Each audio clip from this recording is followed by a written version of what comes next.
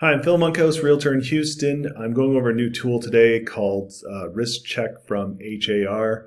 They've been working on this for a long time. They released something, or they're about to release it to the general public 3 or 4 months ago, but there was a lot of pushback from realtors. I'll show you later why that was and what they changed. But anyway, the reason they really wanted to get this out, something out, was, you can read in the graphic, they conducted focus groups, and the top 3 concerns that people had were sold prices on properties. They wanted better access to that. So if you're interested in what homes have sold nearby your home or an area you're looking to buy in, just let me know and I can easily set up a report for that. So they got a great tool for that they gave us. Floor plans and dimensions. So here's a home I have listed right now. They gave us another great tool. You have to pay a little extra for this, but this is what I do on all my listings. This is a house I have listed currently in Sienna, 5402 Bending Branch Drive. So you can see the level of detail it has. It's just great. It shows like the water heaters over here. This house was vacant when I did it, so it added furniture for me. I can do the pool area. It doesn't do the whole yard, but it can do the pool area and this outside courtyard. If you had your own furniture in there, it would show that, but this house was vacant, so it just added furniture. Here's the second floor, just so you can see the whole home.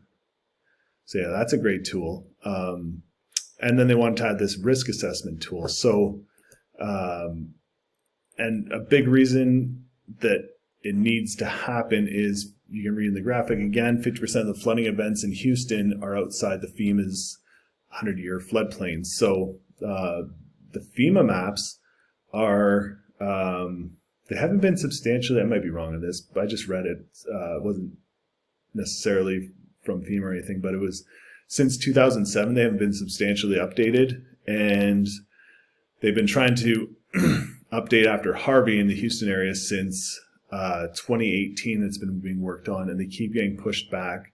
It's supposed to be released right about now, actually. Now it's definitely pushed back to spring 2026, but that's just preliminary. After that, there's going to be some back and forth about people protesting and whatnot.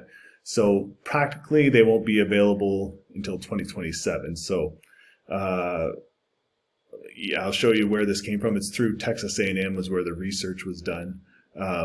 Yeah, just to give everyone some better information on flood risk, but it's going to ruffle a few feathers for sure, because people's homes are going to show as high risk, and yeah, of course no one likes that, especially if it's never had any flooding issues before. So this is what they did. They just used different shades of green. And the first one they were going to release, the high was shown as red, so they just lightened it up a little bit by showing this as green.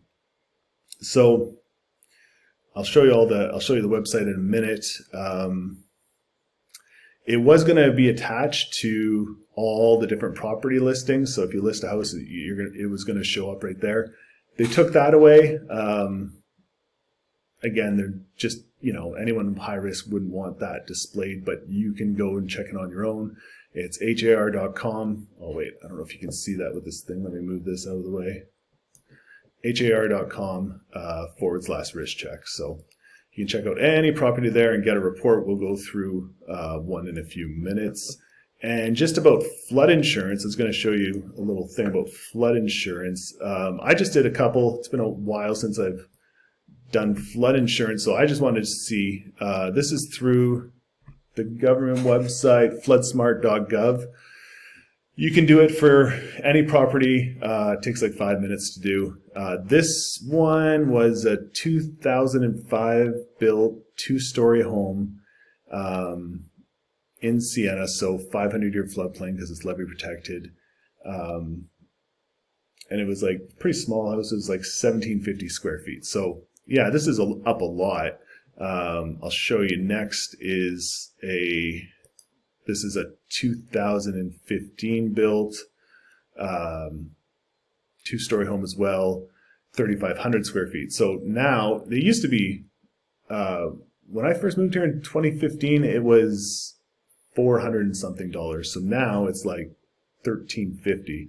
So big difference. I mean, you can lower it a little bit with the higher deductibles, but it's still pretty pricey. And the building coverage limit is $250.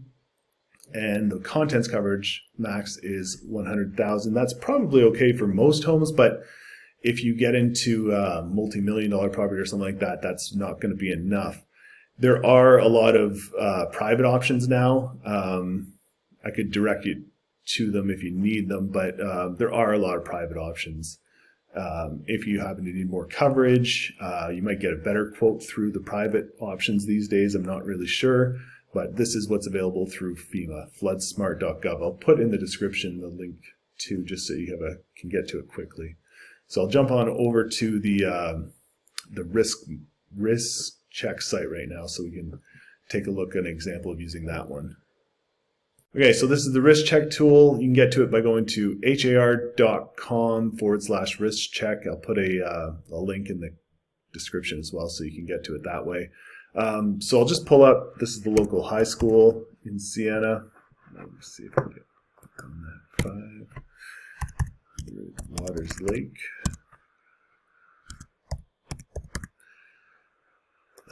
So if we look at this one, so it's a moderate flood risk, 2 out of 5. And then there's a report you can download with more info. I did that already. We'll jump to it, but I don't have to click it again because we already did that. The biggest factor, again, tons of information on the site. The biggest factor is the elevation. I don't know how in the report there's an actual elevation they give you. So obviously the land is up and down a little bit, so I don't know how they do that. I don't think it's the slab of the building, but it could be.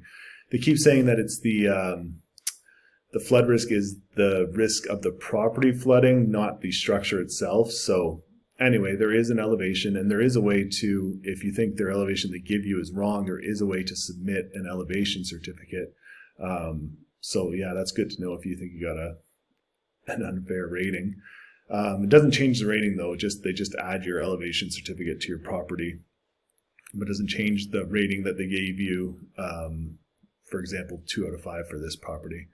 So yeah, elevation's the biggest one, and you can see the rest of them. Imperviousness, distance to coastline, distance to a stream, like any drainage, soil characteristics, how much the water is going to move through the soil, and height above nearest drainage. So yeah, ridge point is shown as being moderate, but right beside it, some of the properties are showing as higher. So let me open up the actual report. So let me pull this over. So this is Ridgepoint High School. It's not in the 100-year floodplain because Siena's in the 500-year floodplain. Again, they say as it applies to the property, not the structure. And you can see you start getting some dark green at some of the properties beside Ridgepoint. So I'll show you, there's a map feature you can use too. I'll show you that in 1 second. I don't think there's anything else I wanted to mention on here. But yeah, tons of information you can find out about your property if you like things like that. So yeah, we're back over Ridgepoint High School. I got to zoom in a little more to see the flood score rating. Yeah, you have to zoom in pretty close, unfortunately, to see the score, but you can see where Ridgepoint is. Then we start looking at the houses nearby, and you can see how it varies in each neighborhood. It goes from low to high, just depending on, I'm guessing the biggest factor I can come up with, because they're all so close to each other, is just the elevation. I'm not sure how accurate they are. I mean, I know they spend a lot of time and money on this. Oh yeah, let me pull that up one more time though, so you can see the variance that you see. It's worse in some neighborhoods than others. But yeah, let me just pull up that report one more time.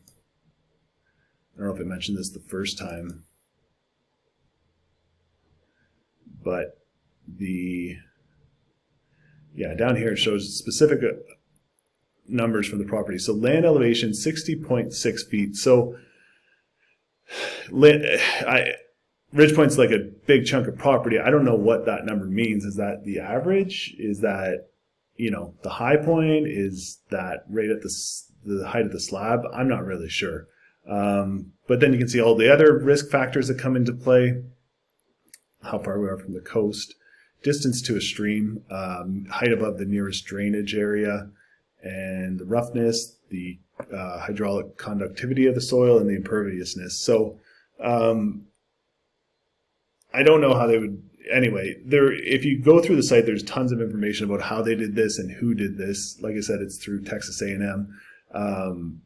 I didn't go through all the examples to see if the imperviousness, for example, is different from property to property. I don't know how they do that. But anyway, that's a good overview of it. I'm sure you want to check out your own property. And yeah, it might be surprising, it might be kind of frustrating to see.